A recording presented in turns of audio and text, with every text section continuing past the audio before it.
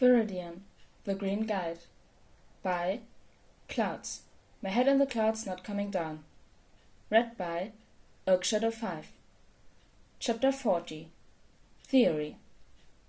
Summary. Izuku, entirely too predictably, gives into his curiosity.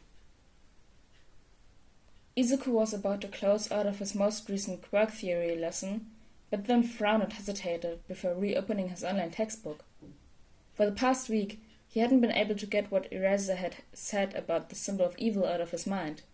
On the one hand, it should be impossible for someone to take and give quirks like that, but on the other hand, the one thing that was consistent about quirks was that they were unpredictable. It was part of what made quirk analysis so exciting, which was why he couldn't stop thinking about it.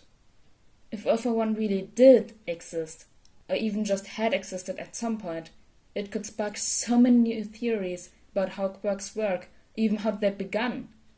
Even if his research was ultimately a dead end, Izuku still couldn't resist figuring out if something like that was even possible. Even if it didn't have the case, it would make for an interesting afternoon and might even help him learn more about some heroes' quirks. Not to mention that he'd be able to tell Eraser for sure that it wasn't possible, rather than relying only on gut instinct. So, where should he even start? If he tried to search his textbook for giving quirks, it would probably just kick out a genetics lesson, and if he tried taking quirks, he'd probably get something on emulator and copy quirks, or maybe a reference to Razorhead if the textbook was up to date. After probably way too long thinking about it, he finally just decided to search the text for Alpha 1, and see if it brought anything up. It probably wouldn't, but it was at least worth a try, and he could cross the bridge when he came to it. The page loaded almost instantly, even though Izuku's anxiety made it feel like it took forever, and when the results finally came up, he stared at the single reference in a daze for almost a full minute, and practically jumped out of his seat in his hurry to click the link. It was a passing reference in one of the appendices, which was why Izuku had never read it before, not that it would have caught his eye if he had, without Eraser calling his attention to it.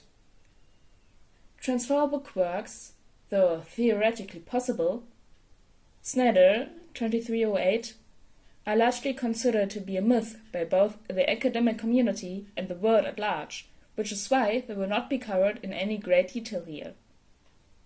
The fact that transferable quirks were a myth didn't surprise him at all. That was both his and Eraser's first thought after all. Even the fact that there were enough people that were interested in them to have research papers written on the subject, even though it was unexpected, still didn't come as any surprise. No, what shocked Izuku was that one little line at the beginning. Though theoretically possible. He didn't waste any time navigating to the bibliography and tracking down the article. It was a little dated, but it would be a good launching pad for the rest of his research.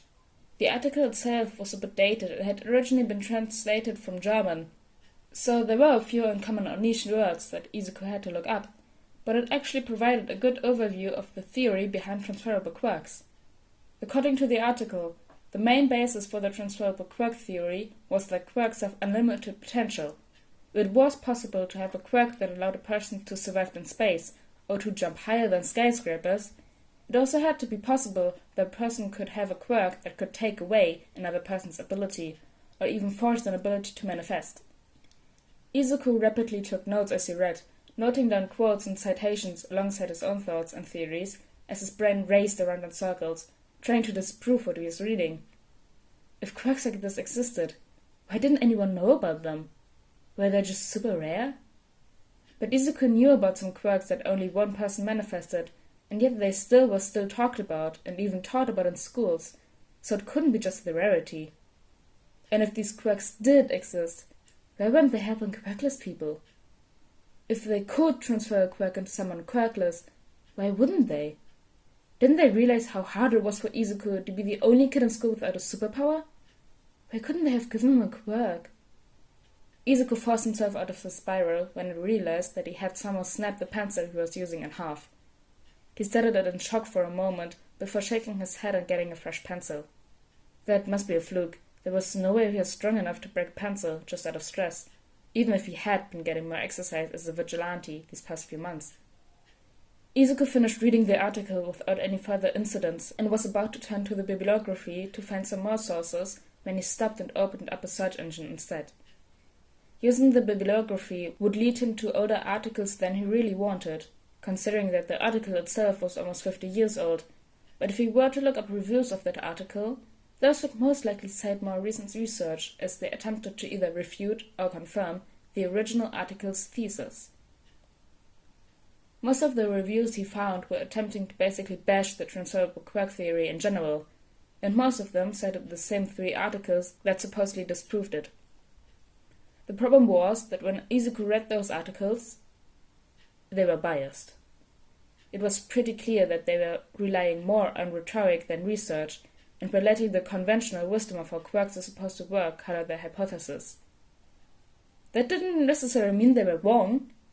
Conventional wisdom was common for a reason, after all. But in this case, it was just slightly suspicious, considering that there was actually plenty of evidence to the contrary. One article in particular that caught Izuku's eye was called The Legend of All for One, a quantitative analysis of transferable quirks and their effects on the body. The article was by an American researcher a few years ago that ran in some of the same circles as David Shield, the support engineer that Omid was friends with when he studied abroad in America, but it had never been translated into Japanese, which Izuku thought was weird, considering that the article itself identified All for One as a Japanese myth specifically. It made him really grateful that his online English class was so fast-paced.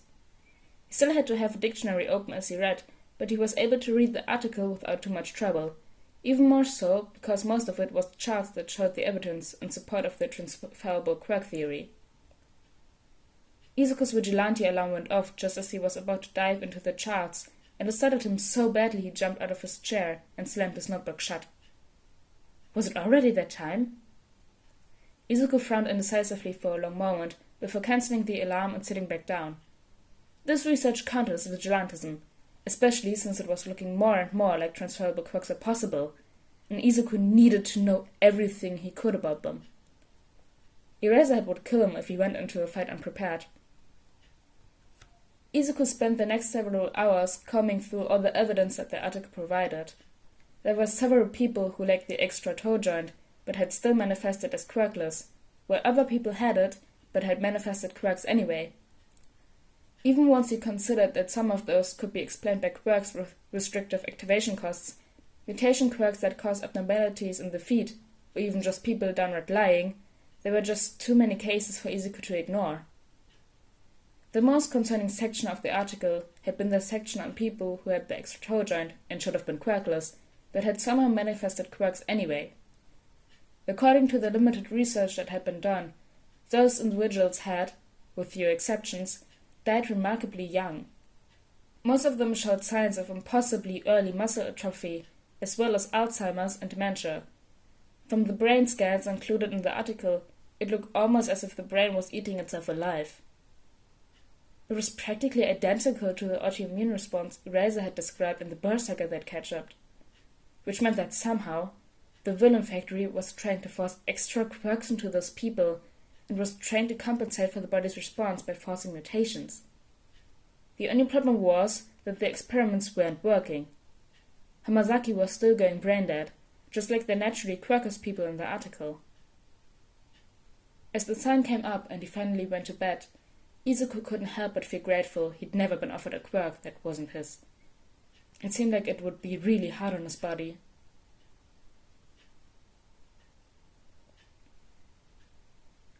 Oh man, that last part of this chapter was really something.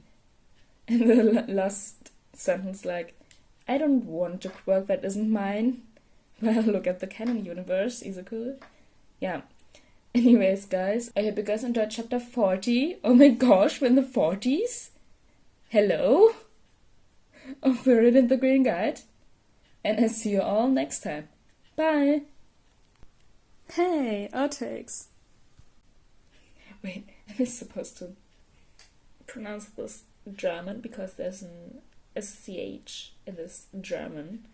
Am I supposed to say Snyder, but it's Schneider? That sounds like Schneider, the last name. Snyder, 2308.